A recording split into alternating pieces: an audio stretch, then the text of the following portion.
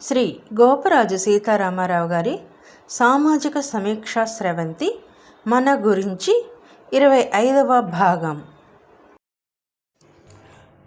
అన్ని మతముల సారము ఒక్కటే, దేవుడొక్కడే అని మొత్తుకున్నా అది అరణ్యరోధనే అయింది. దాంతో మనుషుల మధ్య ప్రేమ పుట్టడానికి మొదలు మతం మత్తు కులంకుళ్ళు అంటు వ్యాధుల్లా ప్రబలిపోయాయి. ఈ పరిసందులో మనిషి పట్ల మనిషికి ఉండవలసిన ప్రేమ, ఔదార్యం, జాలి, దయ, సానుభూతి, ఓర్పు, సహనం వగైరాలు నైతిక విలువలు నశించిపోయాయి. అందుకు కారణం నేటి సమాజం అబద్ధపు పునాదుల మీద ఊహాజనిత ఆధునాతన నవనాగరిక జీవన విధానాన్ని నిర్మించుకోవటమే.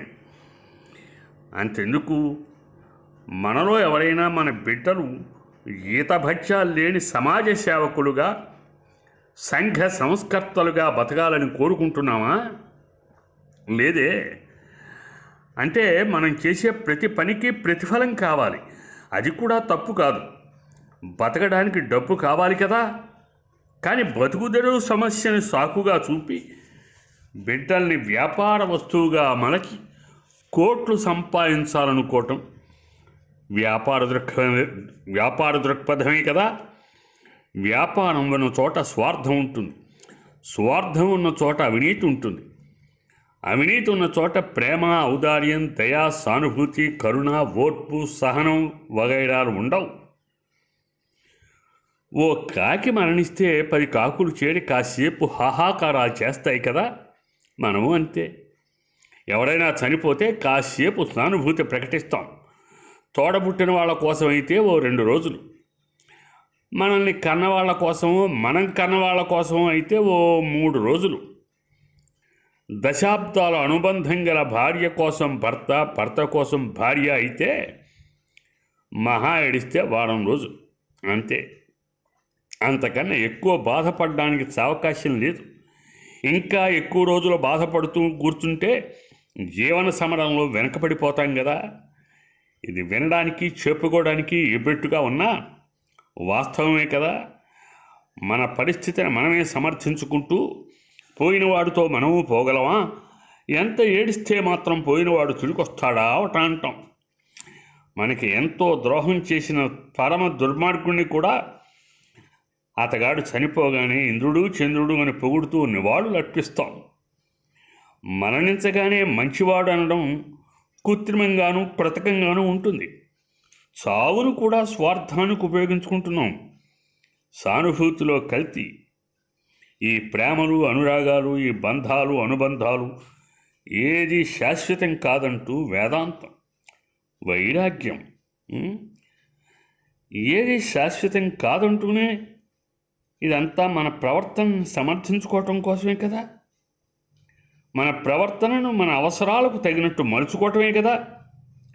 మరి మన తక్షణ అవసరం వేగవంతమైన నాగరిక జీవన విధానంలో మమేకమై బతకడం కోసం పోటీ పడడమే కదా. అందుకోసం బంధాలు, అనుబంధాలు, ప్రేమలు, అనురాగాలు, ఆప్యాయతలు, సాటి మనిషి పట్ల దయా, సానుభూతి, జాలి, కరుణ, ఓదార్పు వగైరాలన్నీ ఒట్టి బూటకం అంటూ సొల్లుకబుర్లు చెప్పడం సమంజసమా? ప్రేమలు, ఆప్యాయతలు తగ్గి మనిషికి మధ్య అగాధం ఏర్పడడానికి కారణం ఉమ్మడి కుటుంబ వ్యవస్థ అస్తవ్యస్తం కావడమే కదా. ఎవరికి వారే ఏకాకులం అయిపోయాం కదా. అయిన వాళ్ళ మధ్య ఉండవలసిన అనురాగాలు, ఆప్యాయతలు స్థానే వైషమ్యాలు, పగలు, ప్రతీకారాలు చోటు చేసుకుంటున్నాయి. డబ్బు ఉంటే చాలు, అయిన వాళ్ళతో సంబంధాలు అవసరం లేదని భావిస్తున్నారు. అమ్మా నాన్నల అండదండలు కానీ, అత్తమామల అవసరం కానీ లేదని వారు అనవసరపు లగేజీ లాంటి వారని అభిప్రాయపడుతున్నారు. స్వేచ్ఛ ఒక్కటే ముఖ్యం. బిడ్డకు జన్మనిచ్చే ప్రసవ సంబంధమైన ముఖ్య అవసరాలకు కూడా పెద్దవాళ్ళు దగ్గరుండాలని ఈ కాలం పిల్లలు ఆశించడం లేదు.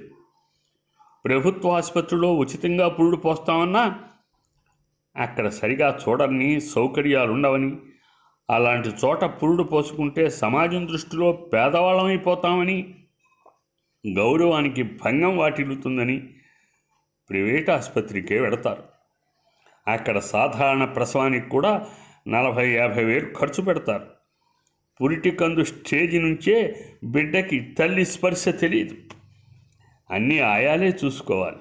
ప్రతిదీ డబ్బుతోనే కొడతారు.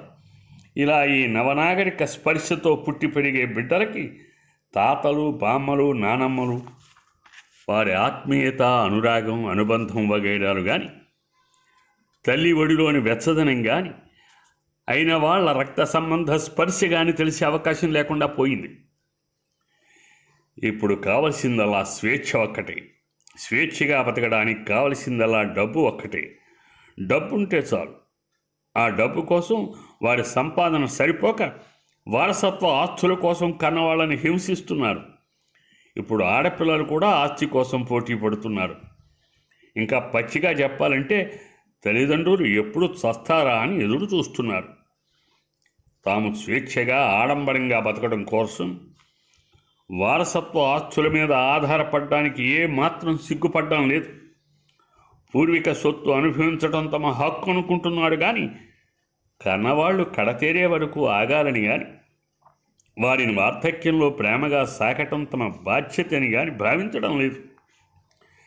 తమ తల్లిదండ్రులు కూడా తమలాగే ఆడంబరంగా స్వేచ్ఛగా జీవించుంటే ఈవేళ తాము పంచుకోవడానికి వారసత్వ ఆస్తి అంటూ ఏమీ మిగిలేది కాదన్న నిజం వారికి అర్థం కాదు. ఈ తరం పిల్లలకి తెలిసిందల్లా సినిమా ప్రేమ ఒక్కటే. యవ్వన దశలో యువతీ యువకులు మనసు పారేసుకుంటారని, పాటలు పాడుకుంటూ చెడామడా ప్రేమించుకుంటారని, పెద్దవాళ్ళు ఒప్పుకోడని, పిల్లలు వాళ్ళని ఎదిరించి వీరోచితంగా పెళ్లి చేసుకుంటారని, మరి అదే ప్రేమంటే అని భావిస్తున్నారు. యవ్వన దశలో కలిగే లైంగిక సంబంధమైన పరస్పర ఆకర్షణకు, అనైతిక లైంగిక సంబంధాలకి మారుపేరుగా ప్రేమ అనే మాటను ఉపయోగిస్తున్నారు. ఎంత దురదృష్టం! ప్రేమే ప్రాణమని, ప్రేమే నిత్యమని, ప్రేమే సత్యమని, ప్రేమే దైవమని చెబితే అర్థం చేసుకోలేడని అనాగరిక సమాజానికి చెప్పలేదు. ఇప్పుడు అధునాతన సమాజానికి చెప్పినా వ్యర్థమని చెప్పడం లేదు. విజ్ఞాన ఫలాలు వివేకులు మాత్రమే అనుభవించాలంటే అజ్ఞానులైన అవేకులు ఉండి తీరాలి కదా. అందుకే అటువంటి అజ్ఞాన అవివేకులకు ఆధ్యాత్మిక జ్ఞానాన్ని ప్రబోధించడానికే గుళ్ళు, గోపురాలు, దైవారాధనలు ఏర్పడినవి. వారు దైవభక్తితో ముక్తి కొరకు ప్రయత్నిస్తూ జ్ఞానులైపోతూ ఉండగా, వివేకులు విజ్ఞాన ఫలాల్ని అనుభవిస్తూ అధునాతన నవనాగరిక జీవనాన్ని సాఫల్యం చేసుకునే జ్ఞానం సంపాదిస్తున్నారు. మొత్తానికి ఎవరికీ ప్రేమతో పని లేదు. ప్రేమను పొందాలంటే ప్రేమను ఇవ్వాలి అని డేవిడ్ ఓవిడ్ అనే రోమన్ కవి చెప్పాడు. ఎంత పంచినా తరగనిది, పంచే కొద్దీ పెరిగేది ప్రపంచంలో ప్రేమ ఒక్కటే. ఆ జ్ఞానమేది. స్వస్తి.